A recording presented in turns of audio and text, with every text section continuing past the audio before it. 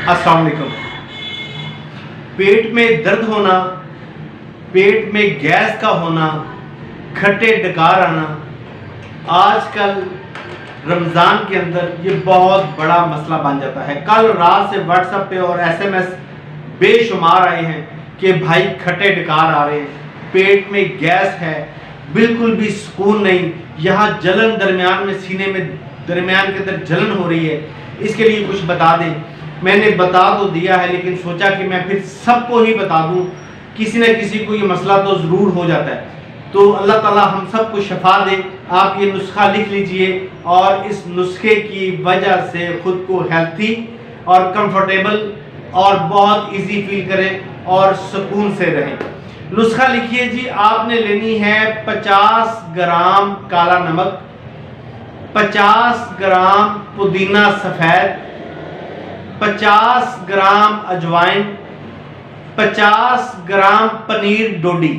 ان سب کو مکس کر لیں۔ مکس کرنے کے بعد اس کو کسی ڈبے میں سیو کر لیں اور افطاری کے بعد جب کھانا کھا لیں تو ایک چائے والا چمچہ اس پھکی کا آپ نے کھا لینا ہے پانی کے ساتھ، اور اسی طرح جب صبح آپ سحری کریں تو سحری ٹائم بھی آپ نے ایک چائے والا چمچ یا اس سے کم آپ نے یہ پانی کے ساتھ کھا لینا ہے۔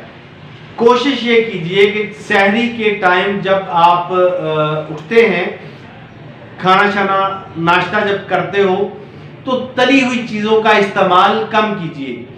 چلے اگر بہت دل کرتا آپ کھاتے بھی ہو تو لیکن کچھ نماز وغیرہ پڑھنے کے بعد کچھ تھوڑی سی چہل قدمی کر لیں جس سے آپ کا کھانا ہضم ہو جائے۔ اور اسی طرح آپ افطاری کے ٹائم بھی آپ نے خود کو بہت کمفرٹیبل رکھنا ہے، بہت کم مقدار میں کھانا ہے، پانی کا استعمال بھی بڑے لیمیٹڈ طریقے سے کرنا ہے، چاہے جتنا مرضی پئیں لیکن اعتدال کے ساتھ پینا ہے آپ نے پانی۔